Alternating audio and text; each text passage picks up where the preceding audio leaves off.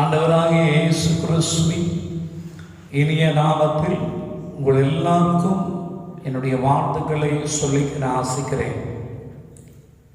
ஆண்டவர் இந்த நாளை நமக்கு கிருபையாய் தந்திருக்கிறார்.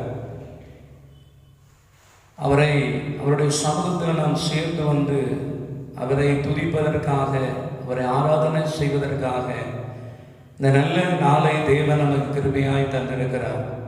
கடந்த வாரத்தின் முதல் நாள் துவங்கி ஒவ்வொரு நாளும் ஆண்டவன் நடத்தி கொண்டு வந்து இந்த வாரத்தை தேவன், இந்த நாளை, இந்த வேலையை தேவன் நமக்கு தந்திருக்கிறார். அவருடைய பார்வையிலே நம்முடைய ஜீவன் ரொம்ப அருமையாக இருந்திருக்கிறது. அவரை துதிப்பதற்காக, அவரை மகிமைப்படுத்துவதற்காக தேவன் தந்த நாளுக்காக நான் கர்த்தரை ஸ்தோத்திரிக்கிறேன். ஆமென், அல்லேலூயா. தேவனுக்கு மகிமை உண்டாகட்டும்.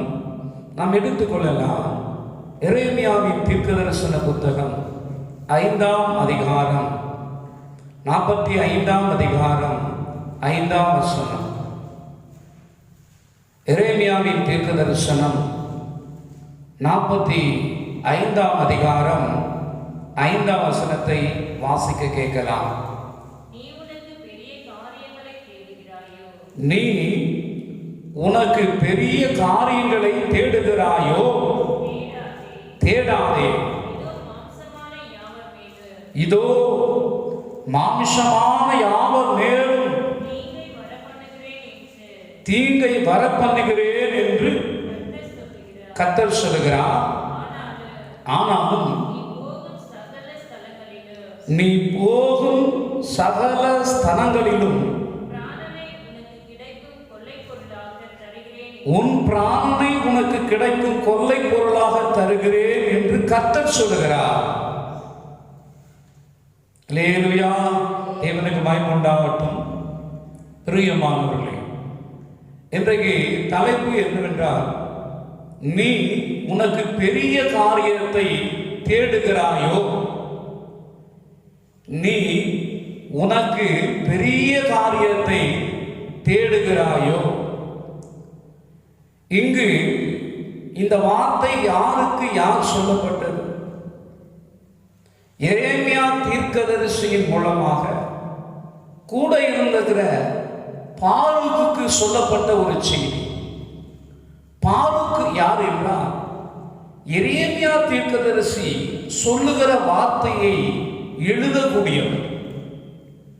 ஆவியானவர் எரேமியாவின் மூலமாக சொல்லப்படுகிறதான அந்த வார்த்தைகளை எழுதுகிறவர் தான் பாரூக். ஆனா பாரூக்குக்கு ஒரு மேட்டின்மை என்று சொன்னால், ஒரு பெருமை, ஒரு உயர்ந்த ஒரு எண்ணம், உயர்ந்த இடத்துக்கு போக வேண்டும் என்ற எண்ணம் அவனுக்கு சொல்லலாம். இந்த பாரூக்கை நோக்கி தேவாவியானவர் சொல்லுகிற செய்தி என்ன? நீ பெரிய காரியத்தை நீ தேடுகிறாயோ? இன்னைக்கு உலகத்துல மனுஷர்களை நாம் பார்க்கிற போது பெரிய பெரிய காரியங்களை இன்னைக்கு தேடிக்கொண்டே இருக்கிறார்கள். எனக்கு அருமையானவர்களே, வேதவசனம் என்ன சொல்லுகிறது என்பதை நாம் கவனிக்கலாம். எரேமியா தீர்க்கதரிசனம் 45ஆம் அதிகாரத்துல 5ஆம் வசனம் சொல்லும்போது, நீ பெரிய காரியத்தை தேடுகிறாயா பாரூக்? நீ தேடாதே. இன்றைக்கு ஆண்டவராகிய தேவனை பற்றி நன்கு அறிந்த ஜனங்கள், தேவனுடைய பிள்ளைகள், தேவனால் அழைக்கப்பட்டு, நடத்தப்பட்டு, போஷிக்கப்பட்டு, காப்பாற்றப்பட்டு, தேவனால் வைக்கப்பட்டிருக்கிற ஜனங்கள் கூட இப்படிப்பட்ட எண்ணமுடையவர்களாய் சிலர் இருக்கிறார்கள். சிலர் என்று சொல்வதை விட பலர் இன்னைக்கு காணப்படுகிறார்கள். என்னவாறு எப்படி இருக்கிறார்கள் என்று சொன்னால், அவர்கள் ஐஸ்வர்யத்தை குறித்து, புகழை குறித்து, பேர் புகழை குறித்து அவர்கள் மேன்மையான காரியத்தை தேடக்கூடியவர்களாக இருக்கிறார்கள். இன்னைக்கு உலகத்துல ஒரு மனுஷன் உயர்ந்த பதவியை பிடிக்கணும், இன்னும் பேர் புகழோடு கூட நம்ம வாழணும், பொருளோடு கூட வாழணும் என்று சொல்லி இன்னைக்கு மனிதர்கள் அதை தான் தேடி நினைத்து அந்த பெருமையை நினைத்து தான் வாழ்ந்து கொண்டிருக்கிறார்கள். வேதம் அப்படி சொல்லப்படவில்லை. எனக்கு பிரியமான தேவனுடைய பிள்ளையே, இந்த பாரூக் என்கிறவர் என்னவென்றால் கர்த்தருடைய வார்த்தைகளை பற்றி, தீர்க்க தரிசனங்களை பற்றி தெரியும். கர்த்தர் எரேமியாவின் மூலமாக பல ரகசியங்களை, நடக்க போற சம்பவங்களை தேவன் எரேமியாவோடு கர்த்தர் பேசிக் கொண்டிருக்கிறார். இதெல்லாம் நன்றாக தெரியும் பாரூக்குக்கு. ஆனால் அந்த பாரூக் அதை குறித்து அவன் அதை எழுதுகிறவராய் இருந்தாலும் கூட அதை மேன்மையாக அவன் நினைக்கவில்லை. எது மேன்மை? கர்த்தருடைய வார்த்தை, தீர்க்க தரிசனங்கள், அதை மேன்மையாக அவன் கருதாமல் அவன் செய்த காரியம் என்னவென்றால் ஒரு பெரிய பேர் பெற வேண்டும், புகழ் உள்ளவராய் ஜீவிக்க வேண்டும். இதுதான் வேதவசனத்தை வாசிக்கும் போது லூக்கா எழுதின சுவிசேஷம் 16ஆம் அதிகாரம் 15ஆம் வசனம், லூக்கா 16-15 வசனங்கள்.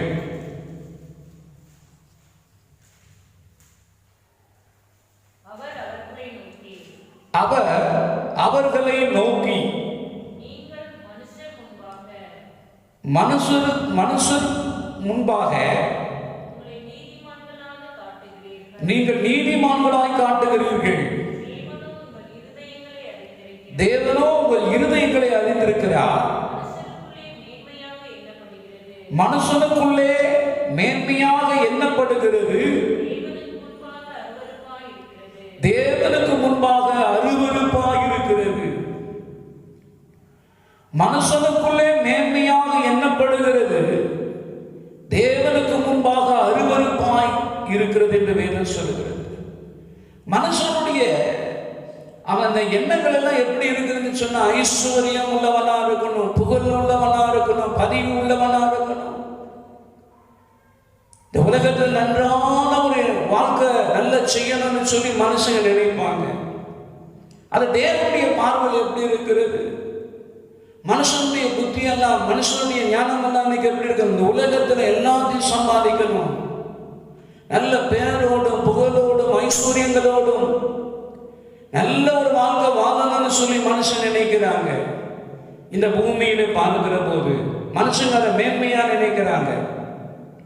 அல்ல, எது நமக்கு மேன்மையானது? இந்த பேரும் புகழும், இந்த மேன்மையும் ஐஸ்வர்யங்களும், இந்த உலகத்தில் இருக்கிறதான எந்த காரியமும் ஒரு மனுஷனுக்கு மோட்சத்தை கொடுக்க, அவனுக்கு ஒரு பரலோக ராஜ்யத்தை கொடுக்க. ஆனால் மனுஷன் இதை தேடி ஓடி கொண்டு இருக்கிறாங்க, இதை தான் தேடுறாங்க, இதை தான் நாடிட்டு இருக்கிறாங்க, இதை நினைச்சுதான் மனுஷன் வாழ்ந்துகிட்டு இருக்கிறாங்க. சிலரெல்லாம் சொல்லும்போது சொல்லுவாங்க, பணம் இருந்ததாயா பரலோகம் அப்படின்னு சொல்லுவாங்க. பணம் பரலோகத்துக்கு பாயாது. பணம் என்பது பாதாளத்துக்கு தான் போய் சேரும். பணம் என்பது உண்மையாகவே அது அநேக காரியத்தை செய்யக்கூடியதாக இருக்கு. அது எல்லா தீமைக்கும் வேர் என்று வேத வசனம் சொல்லுகிறது. வசனத்தை நீங்க பார்க்கிற போது மனுஷனுக்கு மேன்மையாய் எண்ணப்படுகிறது. மனுஷன் எதை மேன்மையா நினைச்சிட்டு இருக்கான்? இதைதான் நினைச்சிட்டு இருக்காங்களே தவிர மேன்மையானது ஒன்று இருக்கிறது, அதுதான் பரலோக ராஜ்யம். ஆமென், அல்லேலூயா. இது எதுவும் மேன்மையானது அல்ல. ஐஸ்வர்யம் மேன்மையா, பதவி மேன்மையா, புகழ் மேன்மையா? இதை விட ஒரு மேன்மை இருக்குதுன்னு சொன்னா அதுதான் பரலோக ராஜ்யம். அந்த மேன்மையை நினைச்சு மனுஷங்க உலகத்தில் நடக்கிறாங்களா? அந்த உணர்வடைந்து இன்னைக்கு ஜனங்க நடக்கிறாங்களா? உணர்ந்து நடக்கிறாங்களா? அந்த மேன்மை ஒன்று இருக்குது என்பதை மனுஷர்களுக்கு இன்னைக்கு தெரியாமல் இருக்கிறது. பரலோகத்தின் ஒரு மேன்மை இருக்குதா என்பதை குறித்து தெரியாமல் இன்னைக்கு அநேகர் இருக்கிறார்கள். இந்த உலகத்துல ஐஸ்வர்யங்களை நினைச்சு இன்னைக்கு மனுஷங்க வாழ்ந்துட்டு இருக்காங்க. அதே லூக்கா எழுதின சுவிசேஷத்துல 12ஆம் அதிகாரத்தை 16 வாசித்து பாருங்கள். லூக்கா 12ஆம் அதிகாரம் 16ஆம் வசனம்.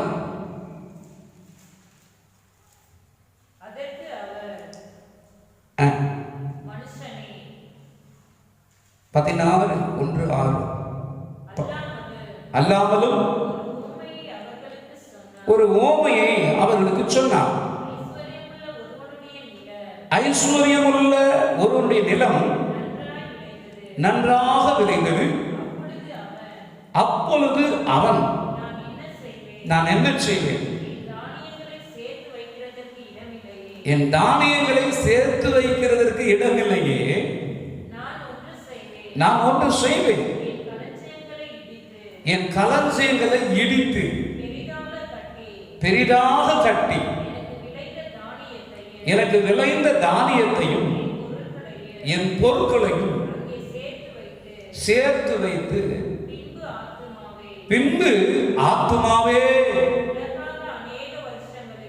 உனக்காக அநேக வருஷங்களுக்கு அநேக பொருட்கள் சேர்த்து வைக்கப்பட்டிருக்கிறது. நீ இளைப்பாரி புசித்து குடித்து பூரிப்பாக சந்தோஷமாய் இரு என்று என் ஆத்மாவோடே சொல்லுவேன் என்று தனக்குள்ளே நினைத்து சிந்தித்து சொல்லிக் கொண்டான். தேவனோ அவனை நோக்கி, மதிகேடனே, உன் ஆத்துமா உன்னிடத்திலிருந்து இன்றைக்கு இந்த ராத்திரியிலே எடுத்துக் கொள்ளப்படும். அப்பொழுது நீ சேகரித்தவைகள் யாருடையதாய் மாறும். இங்கே ஒரு ஐஸ்வர்யம் உள்ள ஒரு மனுஷனை குறித்து வேதாகமம் சொல்லுது. அந்த ஐஸ்வர்யம் என்று சொல்லும்போது கர்த்தர் அவனை ஆசீர்வதித்திருந்தார். அவனுடைய வயல்களை தேவன் ஆசீர்வதித்தது நிமித்தமாய், அதனால் அந்த வயலில் வந்ததான அந்த தானியத்தில் வந்ததான ஆசீர்வாதங்கள் அவன் பொருட்களை வாங்கக்கூடியவனாக இருந்தான். வேதம் சொல்லுது, அவன் களஞ்சியம், ஏற்கனவே களஞ்சியம் இருக்கு, அந்த களஞ்சியத்தை இன்னுமா இடித்து பெரிதாக கட்டினான்.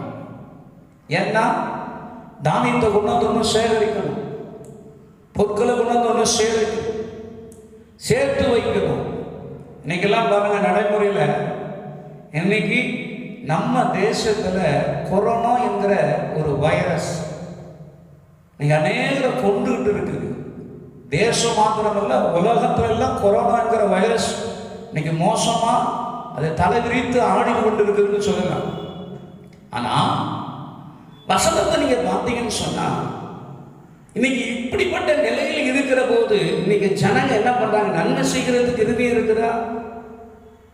இன்னைக்கு எத்தனையோ பேர் இன்னைக்கு மறித்து, எத்தனையோ பேர் இன்னைக்கு வியாதியில பாதிக்கப்பட்டு, இன்னைக்கு எத்தனையோ பேர் பஞ்சத்திலும் பசியிலும் கிடக்கிறாங்க. ஆனா இருக்கிறவங்களுக்கு கொடுக்கிறதுக்கு மனசு இன்னைக்கு வருகிறது இல்லை. இங்க வேதவசனம் சொல்லுகிறது, இந்த ஐஸ்வர்யம் உள்ளதான ஒரு மனுஷன் இன்னும் ஐஸ்வர்யத்தை சேர்க்கணும்னு தான் நினைக்கிறான். இன்னும் பொருளை சேர்க்கலாம், இன்னுமா பொருளை நம்ம சேர்த்துக்கலாம் என்று சொல்லிதான் நினைக்கிறானே தவிர, அவன் இறுதியும் அதுக்கு அடுத்த காரியம் என்ன என்பதை நினைத்து அவன் அறியாமல் இருக்கிறான். அவனுக்கு மேன்மையான காரியம் என்னன்னு அவனுக்கு தெரியல.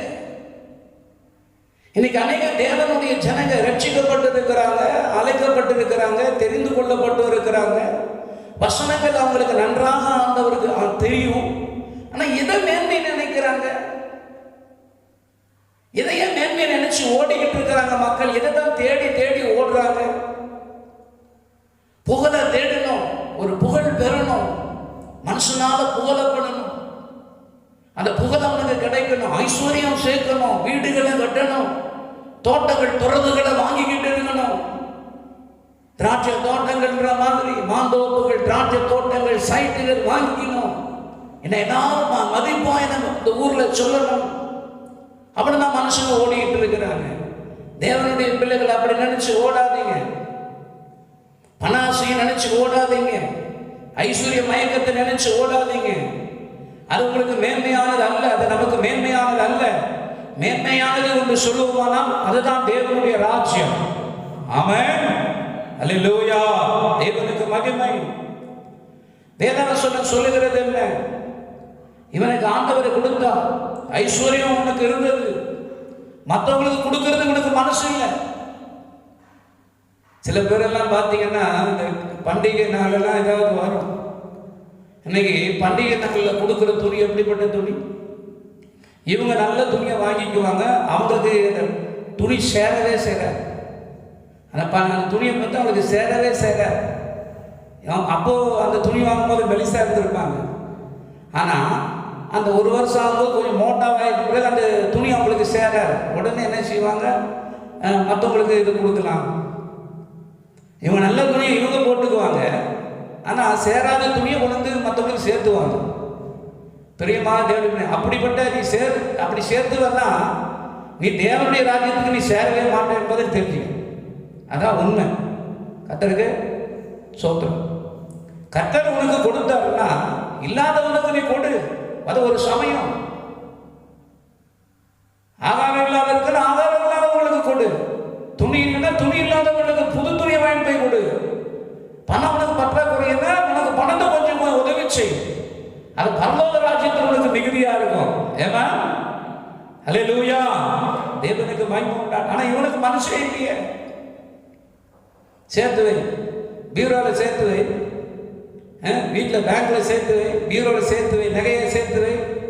சில பேர் என்ன சேர்த்து சேர்த்து சேர்த்து வைப்பாங்க. ஆனா நாரமாயம் வருவாங்க, யாராவது தூக்கிட்டு போயிட்டே இருப்பாங்க. ஐயோ ஐயோ ஐயோ அடிச்சுக்குவாங்க பாருங்க. இருக்கிற நாட்களில் நன்மை அதுக்கு ஒரு நேரத்தை தேவன் கொடுத்திருக்கிறார். முதலாவது நாம் தேட வேண்டியது தேவனுடைய சமூகத்தை. அதுதான் நமக்கு மேன்மை. தேவனுடைய சமூகத்தில் தான் அவருடைய வார்த்தைகள் வெளிப்படுகிறது. தேவனுடைய சமூகத்தை ஒரு மனுஷன் தேடுவானே ஆனால் அவனுக்கு மேன்மையான காரியத்தை அந்த ஆண்டவர் சொல்லிக் கொடுக்கிறார். எப்படி என்று சொன்னால், தேவனுடைய ஆவியானவர் நடத்திப்புக்காரர்கள் மூலியமாகவும் போதகர்கள் மூலியமாகவும் சபைகளிலே தீர்க்கதரிசிகள் மூலியமாகவும் அவருடைய வார்த்தைகள் அங்கே சொல்லப்படுகிறது. அந்த வார்த்தையை கேட்டு நாம் நடக்கும்போது நமக்கு மேன்மையானதை தேவன் தருகிறார். அதில் எந்த சந்தேகம் கிடையாது. கர்த்தருக்கு தோத்திரம்.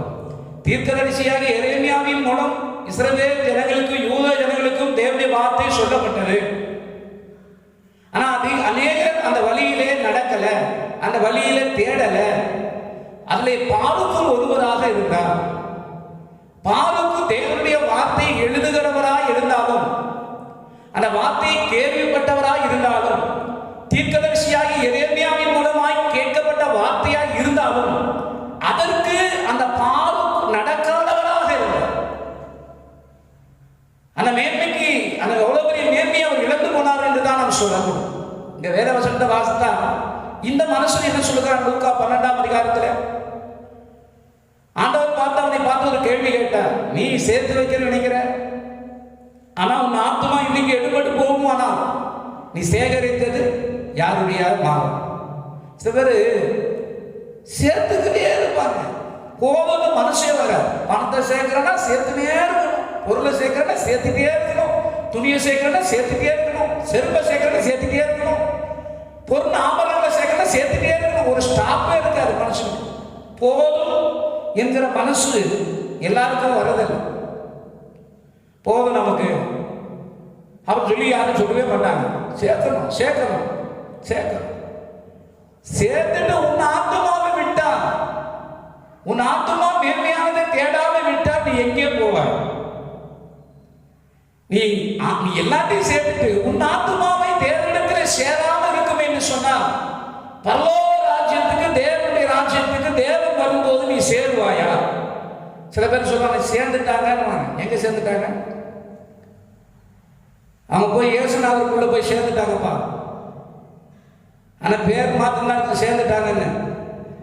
ஆனா உள்ளதான் சேர்ந்தது அடையாளம் இருக்கும். கோயிலில் சேர்ந்துட்டாங்க, இந்த பெந்தெகோஸ்து கோயிலில் போய் சேர்ந்துட்டாங்க. என்ன சேர்ந்தவங்க ஒவ்வொரு நாளும் தேட வேண்டும். என்ன தேடணும்? மேன்மையானதை நினைத்து நீ தேடி கொண்டிரு. இந்த உலகத்தில் இதெல்லாம் மேன்மை அல்ல. கர்த்தருக்கு இது பூமியோடு முடிஞ்சிடும். மேன்மை என்பது என்னன்னு கேட்டா, அது பரலோக ராஜ்யத்தில் தேவன் வைத்திருக்கிற மேன்மையான இடங்கள் இருக்கிறது. கர்த்தருக்கு சோத்திரம். அல்லேலூயா அல்லேலூயா. தேவனுக்கு மகிமையுண்டாகட்டும். சங்கீத புத்தகம் 105ஆம் அதிகாரம் 4ஆம் வசனம். சங்கீதம்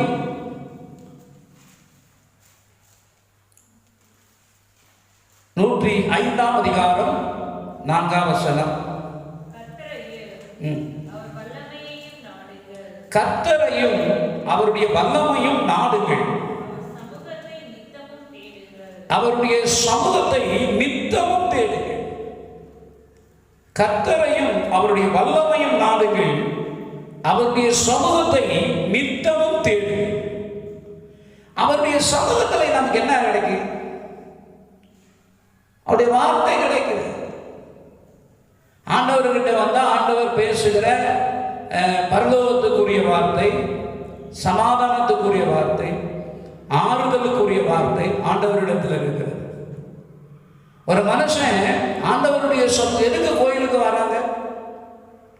எதுக்கு தேவனுடைய சமூகத்துக்கு வராங்க? அங்க போனா நமக்கு ஆறுதல் கிடைக்கும். எப்படி ஆறுதல் கிடைக்கும்? அங்க போனா நமக்கு ஒரு சமாதானம் கிடைக்கும். அங்க போனா நமக்கு ஒரு நிம்மதி கிடைக்கும். அங்க போனா ஆண்டவர் பேசுவார். எப்படி ஆண்டவர் பேசுவார்? ஆவியானவர் அங்க வைத்திருக்கிற போதகர்கள் வழியாய், பரிசுத்தவான்கள் வழியாய் ஆண்டவர் அங்கே பேசும்போது ஆண்டவருடைய வார்த்தைகளை கேட்டு ஒப்பு கொடுக்கிற போது ஒரு சமாதானம் உண்டாகிறது. ஆமென், அல்லேலூயா. வசனம் சொல்லுகிறது பாருங்க. வேதத்தை நீங்க இன்னும் படிச்சீங்கன்னா வேத வசனம் சொல்லுகிறது. லூக்கா சுவிசேஷத்துல 10ஆம் அதிகாரத்துல 41, 42 வசனங்களை நீங்க வாசிக்கும் போது வசனம் என்ன சொல்லுகிறது என்றால், இயேசு கிறிஸ்து அந்த இஸ்ரவேல் நாட்டில் இருந்த நாட்கள் அவர் பல இடங்களுக்கு அவர் ஊழியத்தை செய்து கொண்டிருந்தார். கிராமங்களுக்கு போனார், பட்டணங்களுக்கு அவர் ஊழியத்தை போய் செய்ய போனார். அந்த சமயத்தில் தான் இயேசு கிறிஸ்து ஒரு கிராமம், ஒரு ஊர் வழியாக போகும்போது ஊரிலே இயேசுவை ஏற்றுக்கொண்ட ஒரு ஸ்திரியை குறித்து வேதம் சொல்லுகிறது. அவர் எல்லாருக்கும் தெரியும், தேவனுடைய பிள்ளைகளுக்கு மார்த்தாள் என்று. மார்த்தாள் இயேசுவை வீட்டில் ஏற்றுக்கொண்டார். இயேசுவை மார்த்தாள் வீட்டில் ஏற்றுக்கொண்டு இயேசுவை விட்டு அவர் போய் பல பல காரியங்களை செய்வதில் ஆவல் உள்ளவளாக இருக்கலாம். சில பேரெல்லாம் பார்க்கும்போது இன்னைக்கு பாஸ்டர்ஸுங்க வீட்டுக்கு வந்துட்டாங்க, அவங்கள உட்கார வச்சுட்டு எங்கே ஓடிடுவாங்க? முதல்ல கடத்தலுக்கு ஓடிடுவாங்க. எதுக்கு? பாஸ்டர் கொக்கா கோலா குடிப்பார், பெப்சி கொடுப்பாரு, அப்புறம் பப்ஸு சாப்பிடுவார், சிப்ஸு சாப்பிடுவார். ஓடி அந்த கடை பார்ப்பாங்க, இந்த கடை பார்ப்பாங்க, 2 கடையும் மூடிட்டுக்கும், 3ஆவது கடையும் தேடிட்டு வருவாங்க. பாஸ்டர் ஒரு அதிகாரமாக பைபிள் படிச்சு திருப்பிடுவார். அந்த அம்மா அப்போ தான் வரும். அப்போ வந்துட்டு என்ன பண்ணோன்னா, அப்படி வந்துட்டு, ஐயா எங்கெங்கோ அலைஞ்சேன், உங்களுக்காக என்ன வாங்கிட்டேன்? இந்த சிப்ஸையும் பப்ஸையும் வாங்கிட்டேன். பாஸ்டர் என்ன செய்வார்? சிப்ஸி பாப்ஸையும் அது சில பாஸ், நான் சொல்லி எல்லா பாஸ்டர்ஸும் சொல்லு, ஆனால் எல்லாத்தையும் என்ன செய்வாங்க? அது சாப்பிட்டுமா தோற்றுறோம், ஜோம் பண்ணலாமா தோற்றுறோம். அது சிப்ஸி பப்ஸி சாப்பிட்டு 1 மணி நேரம் அங்கே உட்காந்துருப்பாரு, எழுந்து பாட்டுக்கு வந்துடும்.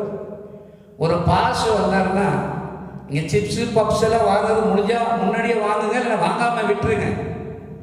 ஆனால் அவர் வரும்போது அவர்கிட்ட என்ன கடவுள் பேசுறாரு அதை கேளுங்க. அதை கேட்காம நீங்கள் சிப்ஸுக்கும் பப்ஸுக்கும் நேரத்தை 1 மணி நேரம் கழிச்சிட்டு அப்போதான் ஓடி வருவார்.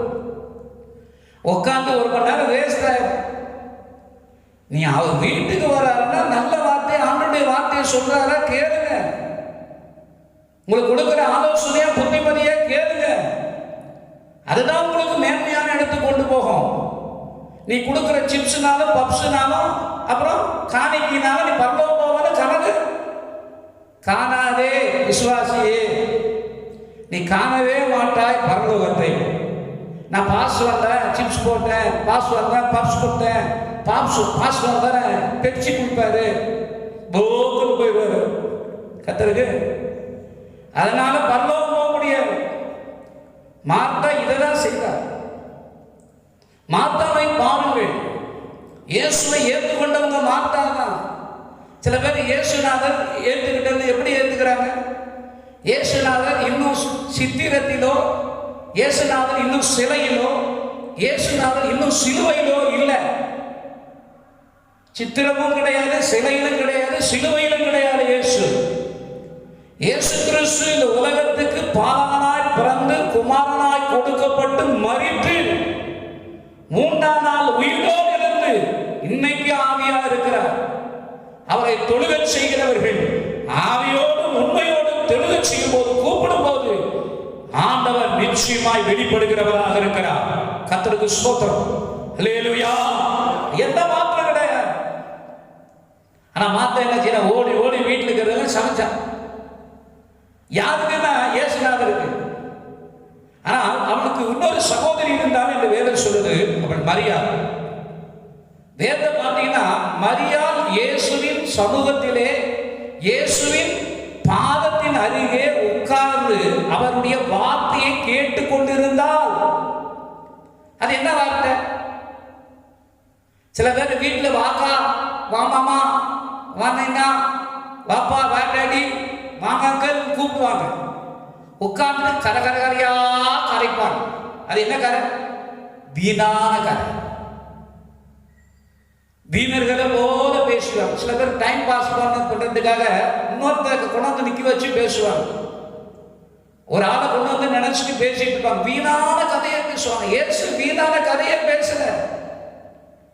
சில பேர் எழுதிவாங்க, ஊழியக்காரர் வீட்டுக்கு போயிட்டா கதை கதையா பேசும். உங்க வீட்டுக்காரர் எங்க போனாரு, உங்க புள்ள எங்க போச்சு, அவங்க நீங்க எவ்வளவு சம்பளம் சம்பாதிக்கிறீங்க, எங்க வேலை பண்றீங்க, அது இது நொட்டு கொஸ்டு இதெல்லாம் கேட்பாங்க.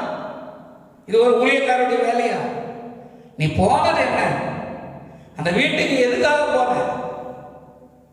அந்த காரியத்தை நீ செய். இயேசு கிறிஸ்து மார்த்தாளின் மரியாள் வீட்டுக்கு போகும்போது பரலோகத்தின் மேன்மையை குறித்து அவர்களோடு கூட பேசிக் கொண்டிருக்கிறார். அதான் இயேசு சொன்னா, மார்த்தாளே, நீ பல பல காரியங்களை குறித்து நீ கவலைப்படுற, கலங்குற, குழம்புற, டென்ஷன் ஆகுற. அது முக்கியமானதல்ல, தேவையானது ஒண்ணு. மரியாள் தன்னை விட்டு எடுபடாது இருக்கிற நல்ல பங்கு. நீ நல்ல காரியத்துக்காக செய்யற சமைக்கிறது, நான் இன்னும் கொஞ்ச நேரம் கூட வசனங்களை கேட்டுட்டு ஜோம் பண்ணிட்டு சமைச்சு சாப்பிடலாம். ஆனா தேவனுடைய வார்த்தை உனக்கு கிடைக்கிற போது நீ நினைச்சீங்க அந்த வார்த்தையை கேட்டு அதன்படி நடக்க ஒப்பு கொடுக்கணும். அல்லேலூயா சொல்லுங்க. அல்லேலூயா. தேவனுக்கு மகிமை. பிரியமான தேவனுடைய பிள்ளைகளே, வேதவசனம் என்ன சொல்லுகிறது? மார்த்தாள் இப்படி பல பல காரியங்கள். இன்னைக்கு மார்த்தாளை போலதான் இன்னைக்கு அநேக கிறிஸ்துவங்க இருக்கிறாங்க. பல பல காரியங்களையும் ஐஸ்வர்யங்களையும் புகழையும் சொத்து பத்துகளையும் தேடி சம்பாதித்து வைக்கிறாங்க. கேட்டா கடவுளுக்காக நீ இதை சேர்த்துட்டு உன் ஆத்துமா விட்டுன்னு ஆண்டவர் சொன்னாரா? பாருங்க, இஸ்ரவேலுக்கு ராஜாவாக தேவன் சவுலை ஏற்படுத்தினார். ஆனா சவுல் மேன்மைக்குரியவராக இருக்க வேண்டிய சவுல் அந்த மேன்மையான இடத்துக்கு வராததுக்கு காரணம் தெரியுமா? அவருக்கு கூட ஐஸ்வர்யத்தையும் புகழையும் பதவியையும் மேன்மையும் நினைத்ததினால, இந்த பூமியின் மேன்மையின் ராஜாவா இருக்கும் நினைத்ததினால. ஆனால் அந்த இடத்திற்கு சவுல் வர முடியவில்லை. வேதாகம் சொல்லுகிறது, அவன் பட்டயத்தினால அவனே கொல்லப்பட்டான் என்று பார்க்கிறான். காரணம் என்ன?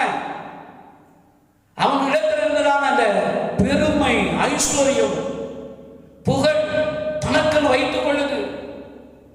அப்படி அல்ல. கர்த்தர் எதற்காக அழைத்திருக்கிறார் என்பதை நாம் நன்றாக அறிந்து கொள்ள வேண்டும். இதற்காக ஆண்டவரை நாம் ஏற்றுக்கொண்டோம். இயேசு கிறிஸ்துவை ஏற்றுக்கொண்டோம்னு சொல்றவங்க செவி எப்படி இருக்கணும்? வசனத்தை கேட்டு நடுகிறோமா? ஆராதனை 9 மணி. ஆனா வர்றது எத்தனை மணி? 11 மணி. அதுல என்ன வசனம்? நான் 2 வார்த்தை கேட்டுட்டு அவர் சொல்லுவார், பிதா சுதன் பரிசுத்த ஆவியின் பெயராலே ஆமென். முடிஞ்சு போச்சு. அவ்வளவுதான். அப்போ உடனே அதுல சொல்லுவோம், இன்னும் கடைசி நேரத்தில் போன என்ன ஒரு எழுப்புதல் தெரியுமா? 11 மணிக்கா?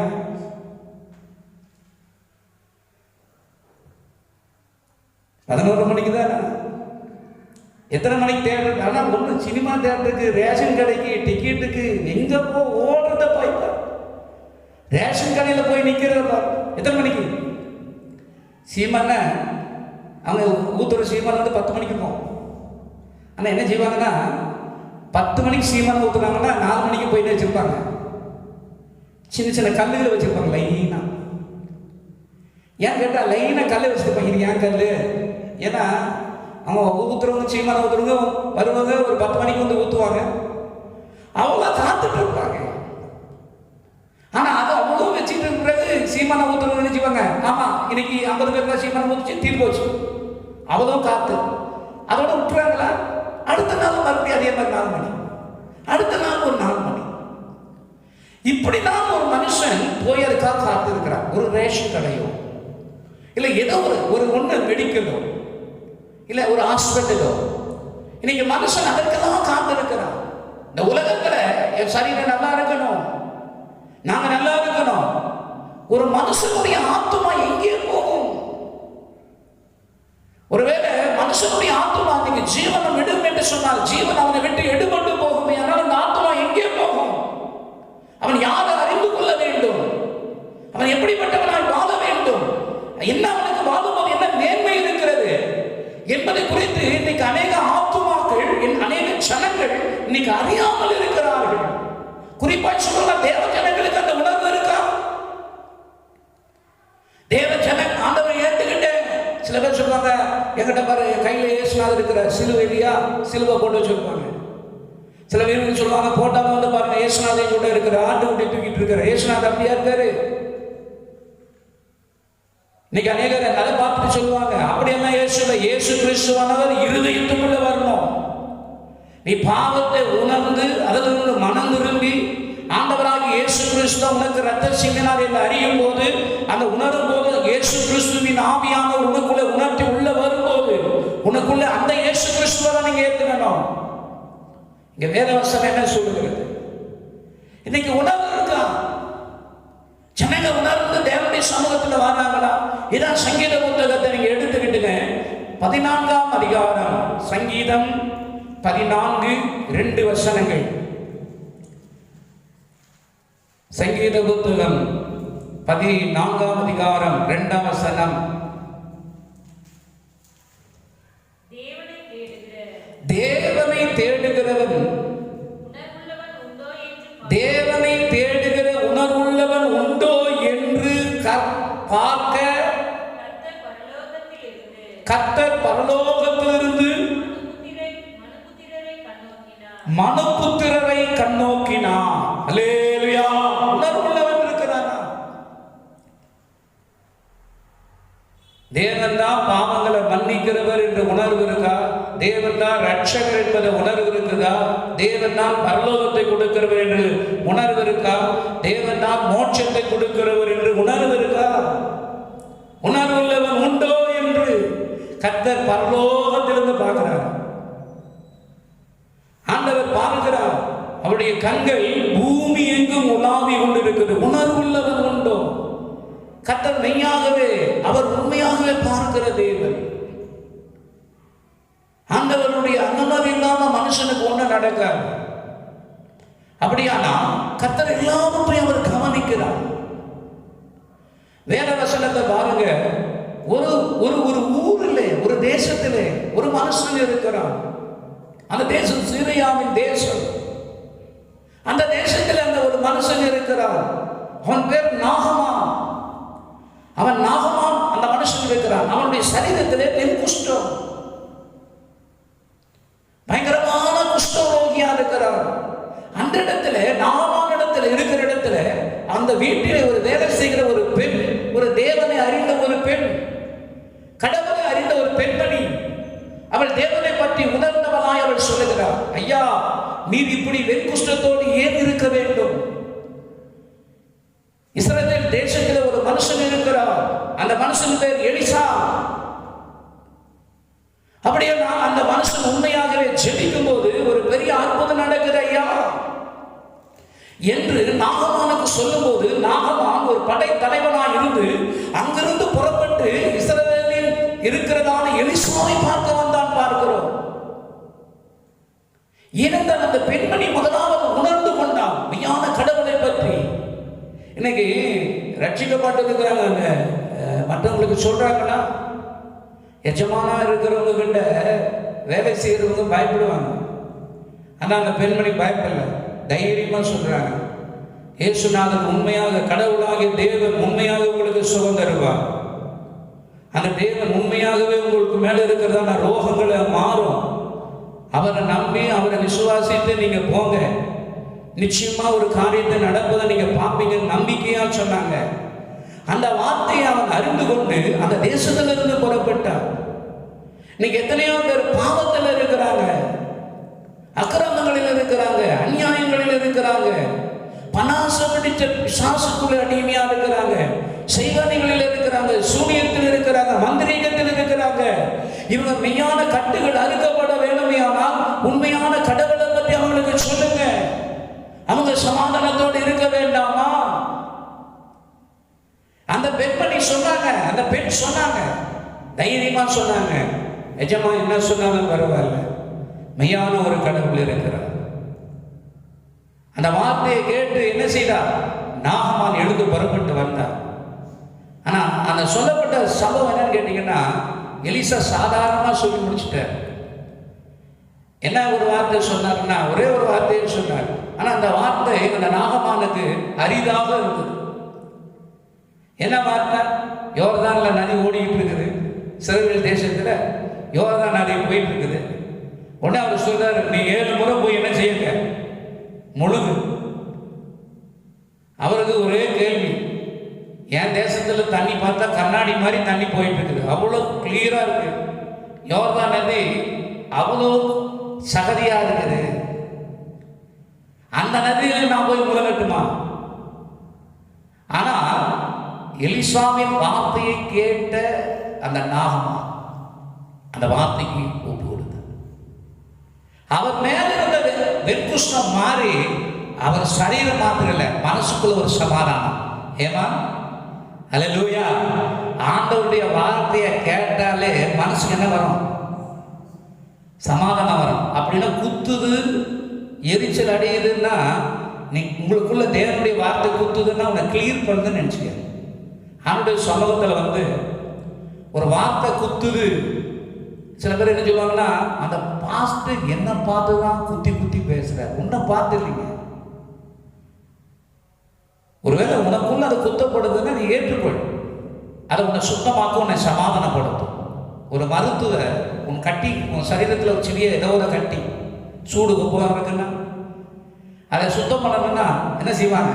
அதை குத்தி கிழிச்சு அதை சுத்தம் பண்ணலாம்.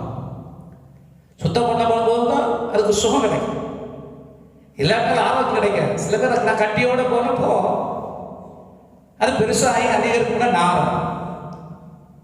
சில பேர் சொல்லுவாங்க, அந்த பாவத்தோடு போவாங்க, உணராம இருப்பாங்க, மனம் திரும்பாம இருப்பாங்க, அறிக்கை பண்ணாம இருப்பாங்க, வசனங்களை கேட்டு ஒப்பு கொடுக்காம போவாங்க. எவ்வளவு தூரம் ஓடு போவாங்க சொல்லுவாங்க. சொல்லும்போது சொல்லுவாங்க, ஓனா என்று ஓட்டம் வேலி வரையும் தான் இருக்குமா. ஓனா எவ்வளவு தூரம் ஓடும்? வேலிக்கு ஓடும். வேலியிலிருந்து என்ன செய்வோம்? ஒரே கல்லால் அடிச்சு சாவடிப்போம் அப்படிமா. அதுபோல மனுஷன் இன்னைக்கு என்னவோ ஓடிக்கொண்டு இருக்கிறார். முடிவு எப்படிப்பட்டதா இருக்குது என்பதை நாம் ரொம்ப விளங்கிக் கொள்வோம். எனக்கு அருமையான தேவனுடைய பிள்ளைகளே, அவர் ஒரு பெரிய காரியத்தை தேவன் செய்ய வல்லவராக இருக்கிறார். விசுவாசிக்கிறீங்களா? அல்லேலூயா. தேவன் நிச்சயமா செய்வார். அவர் வார்த்தைக்கு நாம் கீழ்ப்படுகிற போது, அதை ஒப்பு கொடுக்கிற போது நிச்சயமா தேவன் செய்வார் என்ற நம்பிக்கையாக, இந்த நம்பிக்கை வீண் போகாது. கர்த்தர் எந்த நிலையில் இருந்தாலும், உன் சரீர நிலையோ, உன் ஆத்மாவின் நிலையோ, உன் ஆவியின் நிலையோ, நீ எந்த நிலையில் இருந்தாலும் கர்த்தர் அதை மாற்றுவார் என்பதை உணருங்க. ஏனென்றால் எல்லா மனுஷனுக்காகவும் ரத்தம் சிந்தினவர் கடவுளாகிய தேவன். ஆமென். கடவுளாகிய ஆண்டவராகிய இயேசு கிறிஸ்து ரத்தம் சிந்திருக்கிறார். அவர் பரிசுத்தமான ரத்தம். அந்த ரத்தத்தில் உயிர் உண்டு, அந்த ரத்தத்தில் ஜீவன் உண்டு, அந்த ரத்தத்தில் பாவ மன்னிப்பு உண்டு. அந்த ரத்தம் இன்றைக்கு கூட நமக்காக சிந்தப்பட்டது என்பதை உணர்வோமானால் நிச்சயமாக ஒரு பெரிய மாற்றத்தை காண்போம். தேவன் எண்ணி முடியாத காரியங்கள் நமக்கு செய்வார். விசுவாசிக்கிறீங்களா? ஆமென். அல்லேலூயா, அல்லேலூயா. தேவனுக்கு எல்லா வகையிலும் மகிமை. அதான் வேதம் சொல்லுது. யோபுவின் புஸ்தகம் 9ஆம் அதிகாரம் 10ஆம் வசனத்தை கொண்டு வாசிங்க. யோபுவின் புஸ்தகம் 9 வாக்கியம் 10.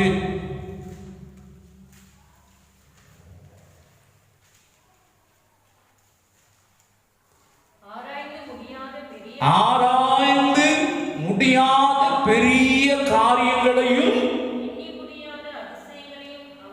எண்ணி முடியாத அதிசயங்களையும் அவர் செய்வார். அல்லேலூயா. உன் புத்திக்கு எட்டாது. ஆராய்ந்து பார்க்கவும் முடியாது. நம்ம புத்திக்கு எட்டாத காரியத்தை கர்த்தர் செய்வார். அப்படியானா அந்த ஆண்டவருக்கு நம்ம என்ன பண்ணணும்? வார்த்தைக்கு ஒப்பு கொடுக்கணும். நாகமாக உற்சாகமா வந்தார். சில பேர் சொல்லும்போது சொல்லுவாங்க, நான் உற்சாகமா கோயிலுக்கு வந்தேன், என்ன பார்த்து அந்த பாஸ் இப்படி பேசிட்டாங்க. கோயிலுக்கு எதுக்கு வருவாங்க? சமாதானத்துக்கு, நிம்மதிக்கு, ஆறுதலுக்கு, ஆசீர்வாதத்துக்கு. இதுக்காக வந்தா அந்த பாஸ்டர் பேசுற பேச்சியாது மூஞ்ச அப்படி காமிக்கிறார் மூஞ்சு. பழைய பாட்டு காலத்தில் எலிசா இருக்கார். ஆனால் அந்த மனுஷன் இருக்க இவர் பெரிய படதளபதி நாகமா. அங்கே வருகிற ஜனங்களோடு குதிரை வீரர்களோடு வந்திருப்பார். டடா டாடா டாடா அப்படி வந்து இறங்கிருப்பார். அவங்ககிட்ட நான் வரும்போது ஊழியக்காரர்கள் வரும்போது சும்மா வரல. இப்பெல்லாம் நாங்களாம் கை வீசு நடை போட்டுன்னு வந்துடுறீங்க. ஆனால் அன்னைக்கெல்லாம் அந்த நாகமான் ஊழியக்காரரை பார்க்கறதுக்கு நிறைய மாற்று வஸ்திரங்கள்.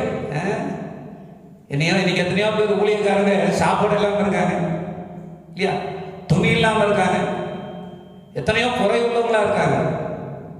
ஆனா அவங்கள வருகிற பார்க்கும்போது எப்படி வந்து பார்க்குறாங்க?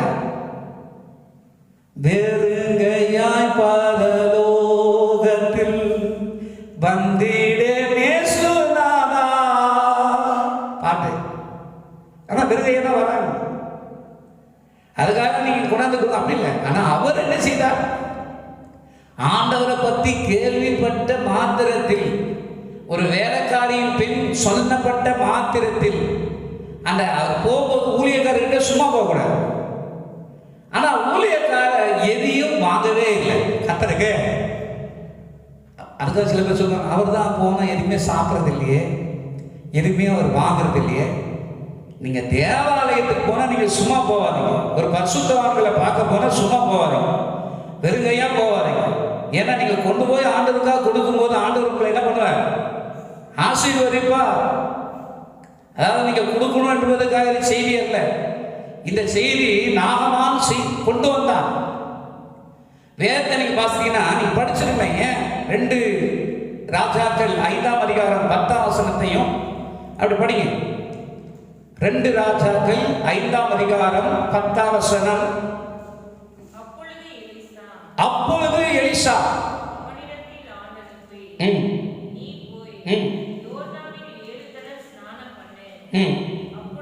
அப்பொழுது உன் மாமிசம் மாறி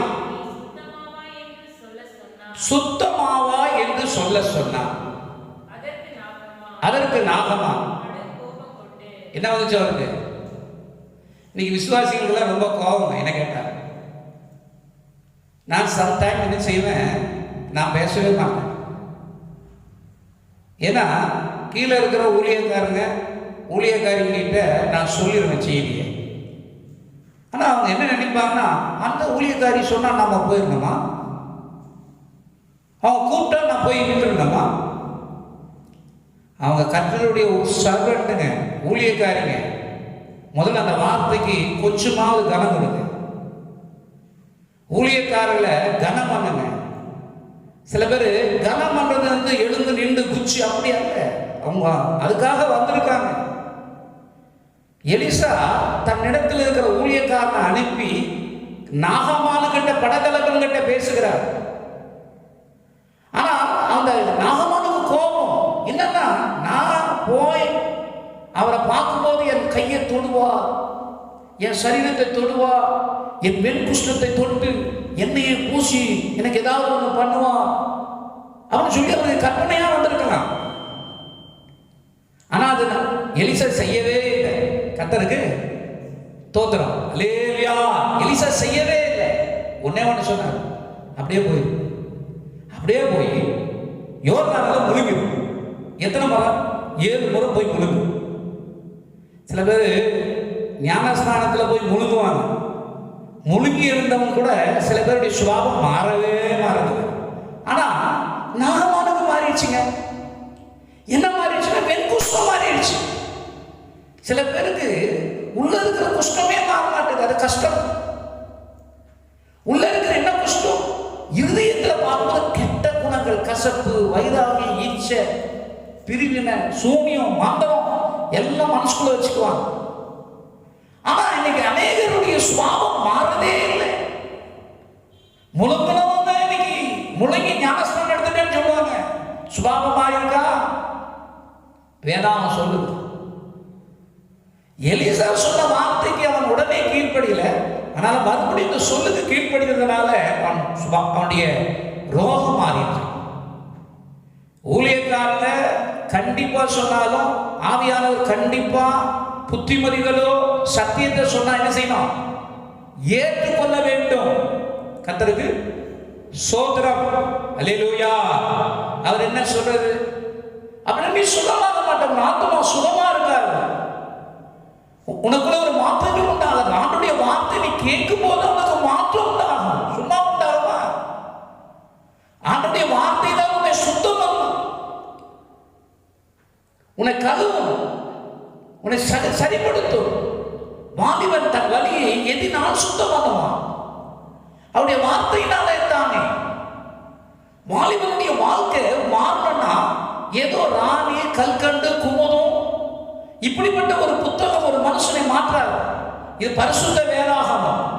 இந்த வார்த்தை தான் ஒரு மனுஷனை, ஒரு ஆத்துமாவை மாற்றும். பரலோகத்தின் மேன்மையை சொல்லிக் கொடுக்கும். அல்லேலூயா. அப்படிப்பட்ட வார்த்தைக்கு நம்மை ஒப்பு கொடுப்போம். கர்த்தர் மெய்யாகவே நம்மை ஆசீர்வதிப்பாராக. ஆமென். அல்லேலூயா. கர்த்தர் உங்களை ஆசீர்வதிப்பாராக.